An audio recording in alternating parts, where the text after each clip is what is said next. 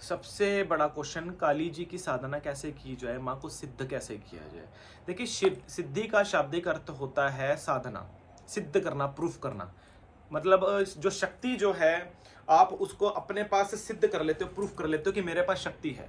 अब इसका दूसरा एक शाब्दिक अर्थ बनता है प्रत्यक्षीकरण, कि जब तक जिस शक्ति की आप आराधना कर रहे हो वो आपके आंखों के सामने रूबरू ना हो जाए, तब तक आप उसकी आराधना में लगे रहते हो। इसको बोला जाता है साधना।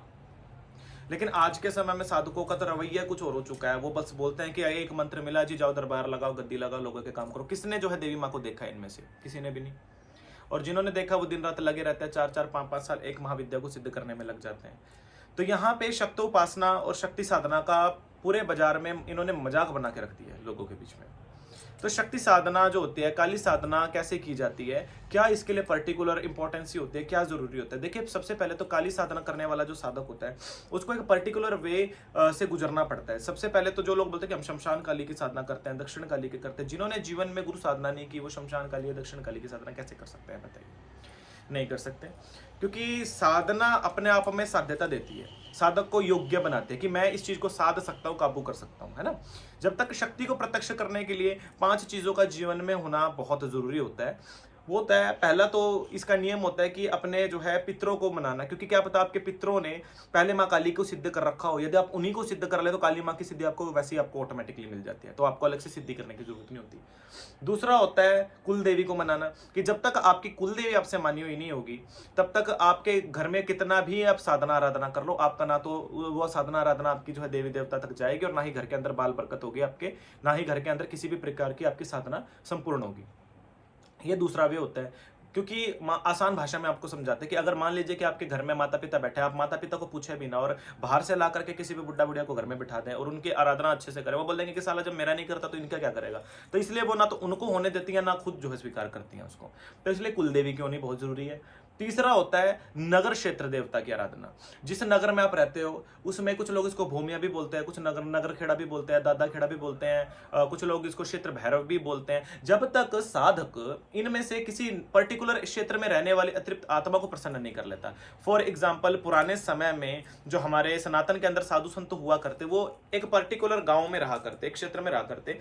उस क्षेत्र के अंदर कोई नकारात्मक शक्ति प्रवेश ना कर जाए, कोई बीमारी प्रवेश ना कर जाए, कोई जो है मतलब अकाल मृत्यु से ना मारे। तो इसके लिए जो हमारे सनातन के अंदर जो पुराने पुराने बुजुर्ग हुआ करते ना, वो पहले उस क्षेत्र में विराजित जो शक्तियां हुआ करती, उन शक्तियों को आदेश देकर रखा करते कि इस क्षेत्र के अंदर कोई भी शक्ति प्रवेश करे, तुम्हारा भोग प्रसाद दिए बगैर प्रवेश ना करे। जब तक तुम्हें ना मनाया जाए इस क्षेत्र के अंदर, चाहे कोई देवी देवता, चाहे भगवान या मृत्यु भी क्यों ना हो, वो इसमें प्रवेश, इस क्षेत्र में प्रवेश ना कर सके, किसी का नुकसान ना हो। ये इसलिए भूमिया की या फिर नगर भैरव की या क्षेत्र भैरव की पूजा की जा करती।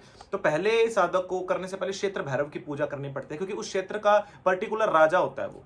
उस क्षेत्र में वो प्रवेश तभी उस शक्ति को करने देगा जब आप उसको मनाओगे, उसकी आज्ञा लोगी। उसके आज्ञा के बगैर अगर आप कोई भी कार्य करोगे, आपकी साधना कभी सिद्ध नहीं हो सकती। चौथा इसके लिए होता है चौक चौराहे के पे विराजित रहने वाली शक्तियां। चौक चौराहे पे वैसे तो 212 से ऊपर शक्तियां विराजित होती हैं, लेकिन शक्तियां वैसे तो 256 से ऊपर होते हैं जो शमशान में वास करते हैं, लेकिन चौक चौराहे के ऊपर 212 से ऊपर शक्तियां, उप शक्तियां, महाशक्तियां विराजित होती हैं। लेकिन मुख्यतः लोग शीतला मसानी माता को या चौगानन माता को, मदानन माता को, चौराहे वाले को या मदान की मसानी माता को अलग अलग रूपों में पूजते हैं, बात एक ही होती है। तो जब तक आप चौक पे विराजित शक्ति की आराधना नहीं कर लेते, काली साधना में आपको सफलता नहीं मिलती, क्योंकि कोई भी शक्ति आती है वो रास्ते से ही चल के आएगी। और जब चौराहे के ऊपर बैठी शक्ति उसको आगे जाने की आज्ञा नहीं देगी ना, तब तक आप साधना नहीं कर सकते। कितना भी मंत्र जाप कर लो, कोई भी आपको सफलता नहीं मिलेगी। पांचवा जो है काली साधना में सबसे पर्टिकुलर और इंपॉर्टेंट चीज, वो होती है गुरु साधना। खुद जब आप अपने गुरुओं की साधना नहीं कर लेते, क्योंकि आपके गुरुओं ने देवी को देखा, आपने देवी को नहीं देखा है, उनके गुरुओं ने देवी को देखा है। आप जब देवी को की ऊर्जा इतनी होती है कि आप उसकी ऊर्जा को एहसास भी अगर आप कर लेते हैं ना, आपका शरीर फट जाता है, पता है, आंखें चुंदिया जाती हैं आपकी, इतना ऊर्जा प्रकाश होता है देवी का। गुरुओं के द्वारा पर्टिकुलर एक माध्यम से देवी को देखने का नियम बताया जाता है कि कैसे इसको आप प्राप्त कर सकते हो। उसके लिए आपको आपका आचार, अपना व्यवहार, अपना साधना का जीवन, साधना काल के दौरान आपका वस्त्र, आपका आहार, आपकी सोने उठने बैठने की श्रृंखला, आपका जो है जीवन का दैनिक दिनचर्या में क्या परिवर्तन आपको लाना है, उस सबका एक पर्टिकुलर वे होता है, जो वे आपको तुम्हारा गुरु सिखाता है। और उस समय और सबसे बड़ी चीज होती है कि गुरु के द्वारा दी गई ऊर्जा के माध्यम से ही आप उसको देख सकते हो। और अंत जो होता है सीढ़ी वो गुरु होता है। और जो साधक इष्ट में और गुरु में अंतर कर ले, वो समझे कि ये तो गुरु तो संसारी, हमें तो माँ को पाना है, वो कभी भी सांसारिक करण में महामाया को प्राप्त नहीं कर सकता। सारा जीवन कोशिश कर ले, माँ सिद्ध नहीं हो सकती। हमारे शक्तो साधना में, शक्तो उपासना में गुरु को ही माँ का दर्जा दिया गया है, और गुरु के मुख से ही देव बोलता है या देवी बोलती है, जिसकी आप आराधना कर रहे हो। काली जी की साधना भी अगर आप कर रहे हो तो गुरु ही काली होता है और काली ही गुरु होता है, दोनों एक ही चीज होता है। क्योंकि गुरु के मध्य से ही आपको काली के जो है दर्शन हो सकते हैं, अन्यथा किसी मार्ग से नहीं हो सकते। हर मंत्र आज के समय में कीलित होता है। आप सोचते हो कि हम काली जी की साधना कर लेंगे, इंटरनेट से कोई किताब, इंटरनेट से जो है मंत्र पढ़ लेंगे, मंत्र जाप शुरू कर देंगे जी माता सिद्ध हो जाएगी। कोई बोलेगा कि 10 रुपए की किताब खरीद लेंगे जी, वहां पे मंत्र लिखा होगा, पढ़ लेंगे, माता सिद्ध हो जाएगी। ऐसे कैसे हो जाएगी? कली काल के अंदर शिव मुख से हर मंत्र कीलित है, और गुरु मंत्र के द्वारा ही उन मंत्रों का उत्कीलन किया जा सकता है। जब तक गुरु मंत्र का महामंत्र साधक के पास नहीं होता, साधक कोई भी मंत्र को उत्कीलन नहीं कर सकता। उत्कीलन पता क्या होता है कि कीलित क्या होता है मंत्र की? मान लो कि अगर आप कोई मंत्र आप रख रहे हो, पढ़ रहे हो, आप उस मंत्र का, वो मंत्र किसी जो है, मंत्र छोड़िए, चलो एक आपने अगर कहीं से पैसे उठाने हैं, वो एक तिजोरी के अंदर बंदा, आप जाके दरवाजे बाहर से खड़का के आ जा रहे हो और बोल दे रहे हो जी हमें तो पैसे मिल ही नहीं रहे, मंत्र में गलती है, हमारी जो है भक्ति को ठेस पहुंची है, क्योंकि आपने उस पर्टिकुलर वे को देखा ही नहीं ना। मंत्र तो शिव के मुख से कीलित है कली काल के प्रभाव में, और आप क्या कर रहे हो? आप क्या कर रहे हो? उनके स्थान पे उन मंत्रों की बजाय आप उसके स्थान जो नकारात्मक शक्तियां होते हैं, मान ले कि हर खजाने के बाहर एक सिक्योरिटी गार्ड होता है ना, तो जब तक आप सिक्योरिटी गार्ड को एक लीगली वे से अगर अंदर जाने का आप रास्ता नहीं देंगे तो सिक्योरिटी गार्ड आपको अंदर घुसने नहीं देगा। आप जो उस मंत्र के बाहर जो नकारात्मक शक्तियां होती है, आप उनका मंत्रण कर लेते हो, वैसे कहीं से मंत्र उठा करके, क्योंकि हर मंत्र के अंदर किसी न किसी नकारात्मक शक्ति का प्रभाव होता है। सकारात्मक होती है तो नकारात्मक भी होती है। देवी से पहुंचने से पहले देवी के कई इंप्लॉयज होते हैं, जैसे भैरव जी हो गए, योगिनी होगी, डाकनिया होगी, वर्णिनिया होगी, पैशाचनिया होगी, डंकिनी होगी, नंकिनी होगी। ऐसे हर मंत्र की सुरक्षा देवी तक पहुंचने का जो मार्ग है वो ये करती हैं। आप उत्कीलन किए बगैर या गुरुओं के द्वारा जो मंत्र आपको ना मिला हो, उस मंत्र को बिना उनकी आज्ञा से किए बगैर जब आप उस मंत्र का पुरुषण कर लेते हो या उस मंत्र को उठाना शुरू कर देते हो, पढ़ना शुरू कर देते हो, तो आपके जीवन में डाकनी योगनियों का प्रवेश होना शुरू हो जाता है। डाकनियां होती है डायन, योगनियां होती है वो शक्ति जो आपकी योग शक्ति को खा लेती हैं। साधना के दौरान फिर जब आप मंत्र जाप करते हो, आपको उबासियां आनी शुरू हो जाती हैं, आपको नींद आनी शुरू हो जाती है, आपका क्रोध बढ़ना शुरू हो जाता है, चिड़चिड़ापन बनना शुरू हो जाता है, मांस खाने का शुरू हो जाता है, लोगों के साथ लड़ाई झगड़े शुरू हो जाता है। उसके बाद देखते हो कि धीरे धीरे करके आपके घर का माहौल बिगड़ना शुरू हो जाता है, घर के अंदर लड़ाई झगड़े होने आपके शुरू हो जाते हैं, आपका किसी से बात करने को दिल नहीं होता है, एक अजीब सी दुनिया में आप खोना शुरू कर देते हो, किसी से बननी नहीं आपकी जो है खत्म हो जाती है, लोगों के साथ बननी बंद हो जाती है। रातों को सपने के अंदर आपको जो है लोग आपके साथ संबंध बनाने जो है शुरू हो जाते हैं। लोग रात को आप देखते हो कि आपके ऊपर दबाव पड़ गया, आपको शमशान दिखने शुरू हो जाते हैं, कच्चा मांस खाने शुरू हो जाते हैं। तो ये समझ लो कि शक्ति की उपासना करने वाले लोगों को ये चीजें नहीं होती। आपके जीवन में आप डाकनियों का प्रवेश करवा के बैठ चुके हो, वो भी उस मंत्र की गलती के कारण। इसलिए हर मंत्र का संस्कार गुरु के द्वारा करवाया जाता है। उस मंत्र को जाप करने के लिए पर्टिकुलर गुरु मंत्र का माध्यम लेना पड़ता है, सहारा लेना पड़ता है। उस पर्टिकुलर गुरु मंत्र के माध्यम से हर शक्ति का आमंत्रण किया जाता है, उस शक्ति का प्रतिष्ठान किया जाता है। प्रतिष्ठान के उपरांत उस शक्ति का भोग प्रसाद जो गुरु के द्वारा आदेश होता है वो किया जाता है। उसके उपरांत गुरु पूजन किया जाता है, फिर जाकर के काम होता है। हर शक्ति की उपासना में, हर साधना में पहले गणेश पूजा और गुरु पूजा करना बहुत जरूरी होता है। जब तक आप गुरु आसन अपने से ऊपर नहीं लगाते, अपने सामने गुरु आसन नहीं रखते, गुरु पादुका का पूजन नहीं करते आप, तब तक आप साधना कर ही नहीं सकते।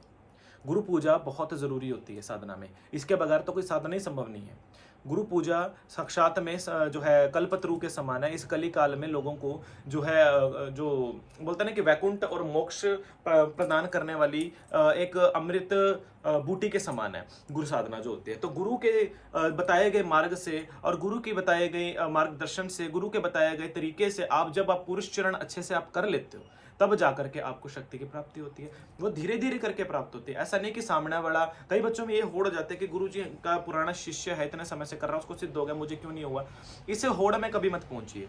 जैसे एक कक्षा के अंदर 60 बच्चे होते हैं, सबको एक टीचर पढ़ाता है, और वो टीचर तो सभी को सामान्य ज्ञान दे रहा है, लेकिन हर बच्चे का अपना एक कंज्यूमिंग वे जो होता है वो अलग होता है ना। तो वो साधना को कैसे कर पाता है, कैसे नहीं कर पाता है, क्या माध्यम होता है, क्या नहीं होता है। तो ये उस बच्चे के ऊपर डिपेंड होता है कि वो कितनी मेहनत कर रहा है, कितनी नहीं कर रहा है, और गुरुओं के द्वारा बताए गए मार्गदर्शन से ही उसको प्राप्त होता है। कई साधकों को जल्दी शक्तियां प्राप्त हो जाती हैं, वो कारण क्योंकि उन साधकों के ऊपर उनकी इष्ट देवी और कुल देवी की कृपा होती है, उन साधकों के ऊपर उनके पितरों की कृपा होती है, नगर क्षेत्र की देवियों की उनके ऊपर कृपा होती है, और बाकी जो शक्तियां होती हैं उनके ऊपर यदि किसी एक की कृपा होती है तो उनको जल्दी मार्ग मिल जाता है इनमें से। यदि कोई इनमें से किसी की भी नहीं करता तो उसके ऊपर किसी की भी कृपा नहीं होती, उसको अधिक समय लग जाता है साधना के लिए। वो धीरे धीरे करके इन सबको जो है करता चला जाता है, गुरु मंत्र के माध्यम से पूजा करता चला जाता है, इसी में सब हो जाता है। फिर तो वो उसको थोड़ा टाइम लग जाता है, थोड़ा को थोड़ा जल्दी हो जाता है। एक साधक दूसरा होता है कि जिसके लग्न भाव में यदि कोई शक्ति, मान लीजिए कि काली माता अगर किसी के प्रथम भाव में चलती है, हर 5 महाविद्याएं होती हैं, काली कुल की 5 होती है, श्री कुल की। तो 5 महाविद्याएं श्री कुल में जो विराजित होती है, जिसमें सर्वप्रथम तो होती है त्रिपुर सुंदरी राजराजेश्वरी, दूसरी होती है माता बाला भुवनेश्वरी, जिसको आप चौथी महाविद्या भी आप बोल देते हो, और तीसरी होती है माँ पीताम्बरा मंगलामुखी, चौथी होती है माँ चंडालिनी मातंगी, और पांचवी होती है माँ कमला।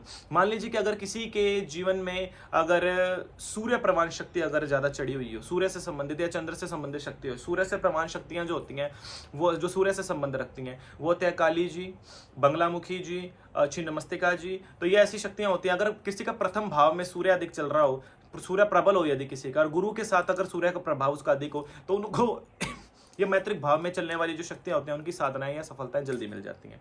वहीं किसी साधक के जो है भाव में चंद्र भाव के साथ गुरु भाव का यदि जो है प्रथम भाव में चल रहा हो, गुरु और चंद्र की महादशा यदि जिसकी चल रही है, उस समय भी यदि वो दीक्षा लेता है तो उसके ऊपर श्री कुल की देवियों का प्रभाव अधिक होता है। जैसे माँ त्रिपुर सुंदरी राजराजेश्वरी, माँ धूमावती, इनका जो है ज्यादा उनको प्रभाव पड़ता है, क्योंकि धूमावती भी कहने को माँ काल रात्रि का स्वरूप है और क्रोध रात्रि है, लेकिन माँ जो है चंद्र के समान श्वेत और मलिनांबर वस्त्र धारण करती है। और वो मलिनांबर जैसे चंद्रमा के ऊपर अमावस्या के समय पे जो है ग्रहण लग जैसे के समान लग जाता है ना, कि बादलों के बीच छुप जाता है, मलिन हो जाता है उस समय, वो उस समय उसके चंद्रमा की जो ऊर्जा होती है, तेज होता है, वो छुप जाता है, अंधेरी काली रात हो जाती है। वैसे ही माँ धूमावती भी जो है उस अंधेरी काली रात के समान होती है, और माँ धूमावती का भी यही स्वरूप होता है। तो चंद्रमा के समान मलिनांबर वस्त्र धारण करते हैं, मैले वस्त्र धारण करते हैं। तो इस प्रकार से साधकों के जीवन में ये जो है गुरुओं के द्वारा लग्न देखे जाते हैं, उन लग्नों को के अनुसार जो मैत्रिक संबंध की देवी होती है, उस देवी को जो है स्थान दिया जाता है।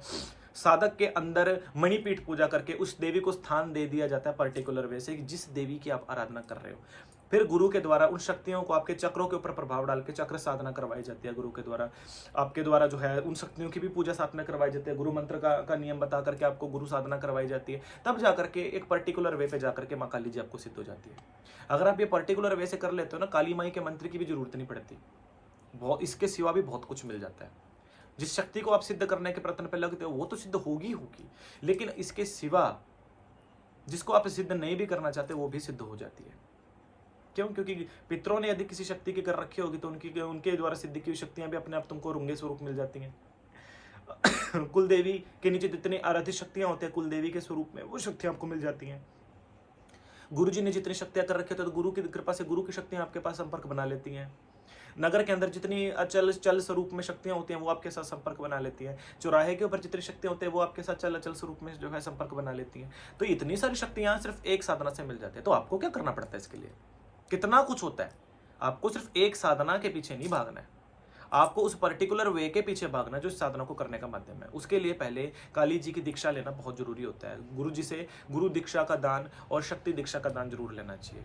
दीक्षा के दान के उपरांत गुरु जी के द्वारा बताए गए मार्ग के अनुसार शक्ति का अनुसरण आपको करना चाहिए। शक्ति का अनुसरण जब आप करते हैं तो आपके अंदर शक्ति की कृपा होती चली जाती है। और कभी ये नहीं सोचना चाहिए कि सामने वाले को ऐसा हो रहा है मुझे क्यों नहीं हो रहा। कभी किसी के साथ don't compare anyone to ourselves, right. अपने आप को किसी से कंपेयर मत करो, अपने आप को किसी से जज मत करो कि उसको इतनी जल्दी हो गया गुरुजी मुझे नहीं हुआ। What's the reason behind of that? इसके पीछे का कोई रीजन नहीं है। हर कोई अपने एक पर्टिकुलर वे के अनुसार ही करता है। बाकी सबसे बड़ा इसमें जो काम करती है वो श्रद्धा करती है। आपकी साधना काली जी की इस प्रकार से होती है, गुरु मंत्र का के ध्यान के माध्यम से काली जी की साधना के द्वारा एक पर्टिकुलर वे के अंदर करवा दिया जाता है और फिर जाकर के आपको काली जी की साधना प्राप्त होती है। तब आप माँ को संपूर्ण रूप में सिद्ध कर लेते हो। ये काली जी का नियम होता है। इसको जानिए, मानिए, तंत्र के सही मार्ग को समझिए, सही मार्ग को परखिए, फिर भगवती का ध्यान करिए। जो दरबार पे शनि मंगल पे बच्चे आते हैं पूछा के लिए वो अपने साथ घी जरूर लेके आए, 1.25 किलो अपने घर से घुमा करके। शमशान काली के नए मंदिर का निर्माण हो रहा है जिसके लिए जो है आप सभी से जो है सहयोग के आशाम करते हैं। और इसी के लिए एक पर्टिकुलर जो है पूछा कि जो है दक्षिणा सभी के लिए रखी गई, क्योंकि उसके लिए जो फंड्स हैं वो शमशान काली मंदिर के कंस्ट्रक्शन के लिए जा रहे हैं। और जो दीक्षा प्राप्त करने वाले बच्चे हैं वो शमशान मंदिर पे ही आकर के दीक्षा को ग्रहण करें और जो है दीक्षा के लिए अपना जो है फटाफट से बुक करवा लें। अब जो है कुछ समय में हम काली महायंत्र जो है बनाने वाले हैं, जिनकी जो है आसन बांध देते हैं लोग, गद्दियाँ बांध देते हैं, तांत्रिक उन पर बुरा प्रभाव डाल देते हैं। यदि वो उस महायंत्र को कंठ में धारण कर ले और फिर आसन पे या गद्दी पे बैठे तो उनको कोई भी प्रभाव नहीं पड़ेगा, शत्रुनाश उनका स्वतः होता चला जाएगा। तो इसका निर्माण हम आने वाले नवरात्रि में कर रहे हैं, जिसकी प्री बुकिंग जो है कल से स्टार्टिंग हो जाएगी, जिसकी फीस जो है 5100 सभी के लिए रखी गई है। तो जो साधक जो है इसको प्राप्त करना चाहता है तो अपने लिए जो है उसका निर्माण करवा सकता है। बाकी इसकी जो है के ऊपर एक पर्टिकुलर वे में हम वीडियो हम कल बनाएंगे, आप सभी को उसकी जानकारी देंगे। बाकी जय माता दी, चैनल को लाइक करिए, सब्सक्राइब करिए और शेयर ज़रूर कर दीजिए, क्योंकि तंत्र का असली ज्ञान आज के समय में यूट्यूब पे कोई नहीं देता, इंस्टाग्राम पे कोई नहीं देता। और जो वे है सनातन का, उसका जो है पर्टिकुलर वे के अंदर सनातन का और वाम मार्ग का, कौल मार्ग का, कौल पंथ का असल जो ज्ञान है वो आप सभी के सामने हम लेके आ रहे हैं। तो बस आपसे इसी एक छोटी सी आशा करते हैं आपसे कि आप इसको आई होप शेयर कर देंगे, चैनल को सब्सक्राइब कर देंगे, लाइक कर देंगे। तो आप सभी से मिलते हैं। बाकी शनिवार को दरबार लगेगा, सुबह आ जाइए, आराम से बैठ करके अपना आराम से जो है दरबार के अंदर माँ भगवती का ध्यान करिए। बाकी शिष्य बच्चे जो हैं वो जो है शमशान मंदिर में ही आए, वो इस मंदिर में ना आए, राजराजेश्वरी के सिद्धेश्वरी पीठ पे वो ना आए, वो शमशान काली पीठ पे ही हमारे पास आकर के मिले। जय माता दी, जय श्री महाकाल, जय माँ कामाख्या, माँ आप सभी का कल्याण करें।